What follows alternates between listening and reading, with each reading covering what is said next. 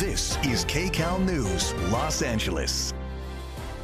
Now at 5, the first storm this week moving through SoCal with an even stronger system on the way. And tonight, several new evacuation warnings and closures to tell you about burn areas brace for the threat of debris flows. And a new confirmed case of measles in Southern California. The patient landed at LAX and then went several places.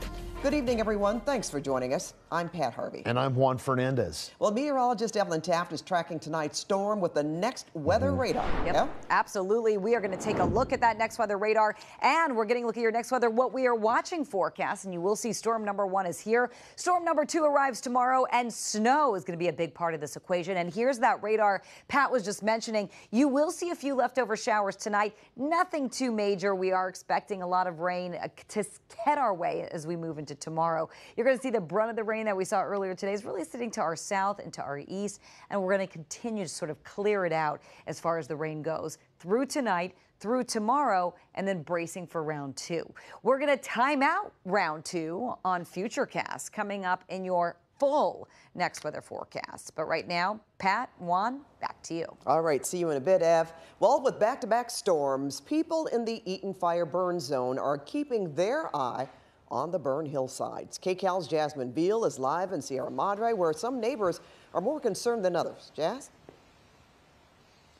Yeah, Pat, especially those neighbors and people who live up here right above the city of Sierra Madre, which just issued those evacuation orders that will go into effect 7 a.m. tomorrow for specific areas impacted by the Eaton Fire burn scar, like here on Woodland Drive, still cleaning up, still recovering from when that mud and debris flow came through here last month after a heavy storm. You see the streets still covered in mud. I mean, look at what the force of all of that mud did to this trash can. It just crumpled it.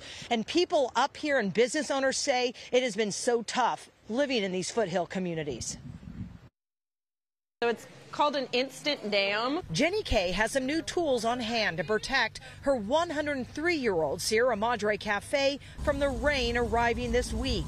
She bought these flexible barriers that can divert water away from her business. We have been in sort of a constant state of just stress and anxiety. It's been a rough start to the year for Kay, who owns Mary's Market in this mountain community above the city. First came the Eaton Fire, and now they face the constant threat of mud and debris flows. Could be pretty treacherous. But a line of trucks moved down the mountain Tuesday, carrying away more debris from the Sierra Madre Dam so it doesn't overflow.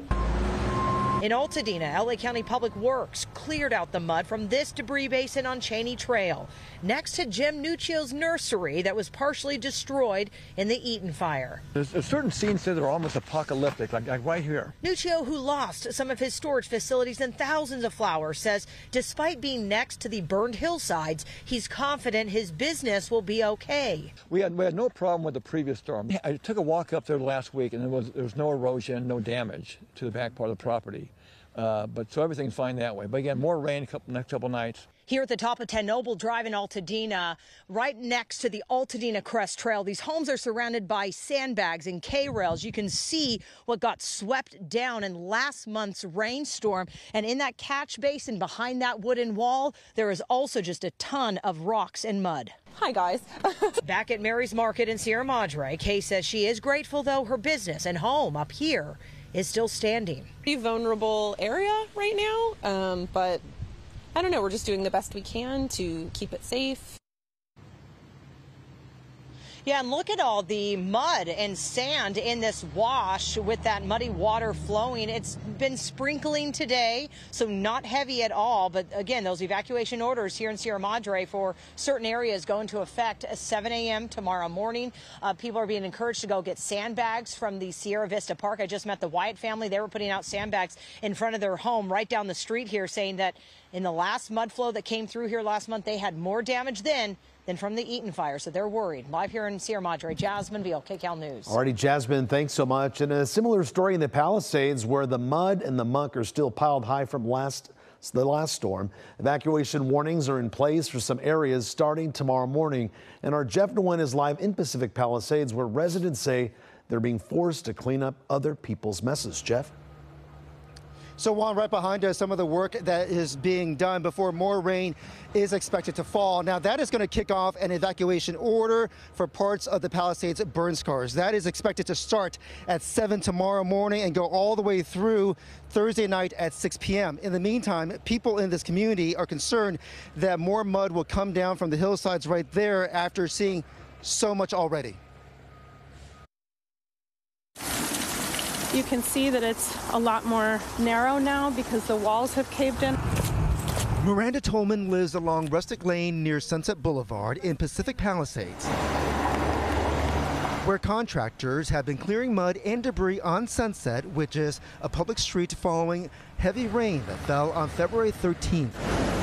The storm channel that runs along a set of homes overflowed last month, flooding a number of properties and their private roads.